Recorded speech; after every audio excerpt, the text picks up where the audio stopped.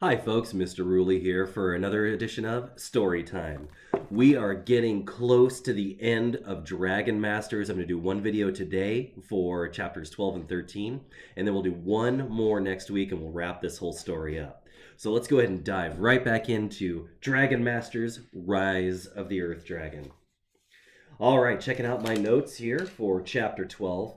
Oh, that's right. Anna and Rory. We know they were up to something. I think we're going to find out in this chapter what's going on, so be sure to pay attention to what they're up to. And then, of course, we've been seeing a connection with Drake and Worm. I want you to really think about that. What kind of a connection is it? What is their connection with each other? All right, let's jump right in. Chapter 12. A sneaky plan. The two figures turned around. It was Rory and Anna. What do you want? Drake asked. Go back to sleep, Rory snapped. Well, why should I? He snapped back. Drake was tired of Rory being so bossy. Yeah, why should he? Bo said. And why are you two here? Anna spoke up. We're going to bring our dragons outside while the rest of the castle is asleep. Do you guys want to come? You can bring Worm and Shoe. This is a bad idea, Bo said. No, it's not, Rory said. We're dragon masters. We should be able to take our dragons out whenever we want to. Well, you have a point, Drake agreed. And I do think Worm would like to go outside again. Bo looked worried. What if Griffith finds out? He asked. What if the king finds out? Oh, they won't find out, Rory said. So long as neither of you say anything. She looked them both in the eyes. Is that the right thing to do? Well, come on then, said Anna. Drake slipped on his shoes. He followed the others down the hall. The door to Griffith's room was open. He was snoring loudly. Rory put a finger to her lips. Shh, as they tiptoed past the door. Drake peeked inside. The wizard's long beard flew up every time he snored.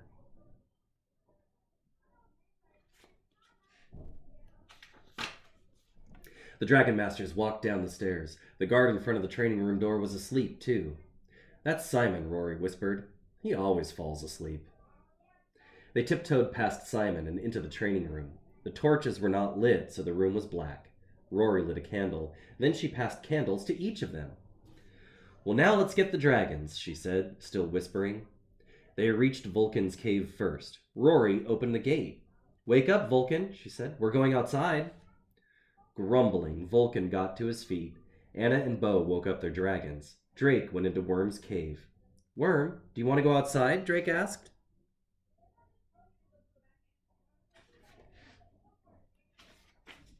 Worm lifted his head. His eyes shot wide open. They stared right at Drake. Drake got a strange feeling. Come on, Worm, Drake said. But Worm didn't move. He just stared at Drake. Is he trying to tell me something? Drake wondered.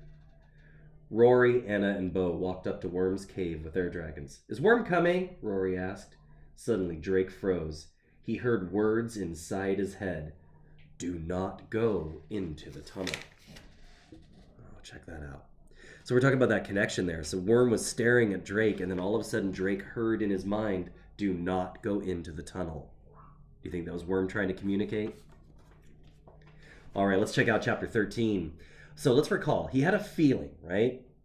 And there were words in his head, do not go into the tunnel. Why do you think that's going to happen? Why do you think he heard that? You think it's a good idea to go into the tunnel? Well, let's see. Chapter 13 is called Trouble in the Tunnel. That could be a little clue there, too. Trouble. All right. Did Worm just speak to me through his thoughts? Drake did not know what to think, but he had a feeling those words of warning had come from Worm. Drake, what's the matter? Anna asked. I'm not sure, he said. What would they think if I told them I just heard words in my head? Worm doesn't want to go. Fine, stay here. Be a big chicken, Rory snapped. Well, I didn't say I was staying, Drake shot back. I'll come along without Worm. As soon as he said it, Worm crawled out of his cave. Look, he's coming with us, Anna said. Drake didn't hear any more words in his head. Maybe Worm had changed his mind. Rory led Vulcan forward. Let's get moving. They headed into a long tunnel that led outside. The torches on the walls weren't lit, and their candles weren't doing much to light things up. Khepri can light the way, Anna said. But before she could give the command, Rory cried out, "Look!" Drake craned his neck to look around the dragons in front of him. Then he saw it. A glowing red orb floated toward them. It grew bigger and bigger as it got closer.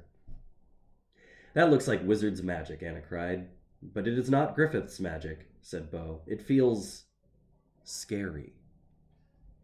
Just then, Vulcan let out a loud roar. His big tail thrashed back and forth. "Calm down, Vulcan," Rory yelled, but her dragon was very upset. Alright. Let's see what's going on here. Just learning to turn pages, apparently. Alright. Whack, whack. Vulcan's tail banged against the sides of the tunnel. His big body slammed against the walls. Khepri and Shu cried out. They both tried to turn back. Only Worm stayed calm. The tunnel began to shake. Dirt fell from the walls. The Dragon Masters all looked at one another. "Run!" Drake yelled, but it was too late. The walls caved in around them. Dun dun dun. Uh-oh. Well, what do you think is going to happen next? How are they going to get out of there if the tunnel caved in all around them? All right. Tune in next time, and I'll finish up the book. Other than that, folks, I hope you're enjoying the story as much as I am. You take good care.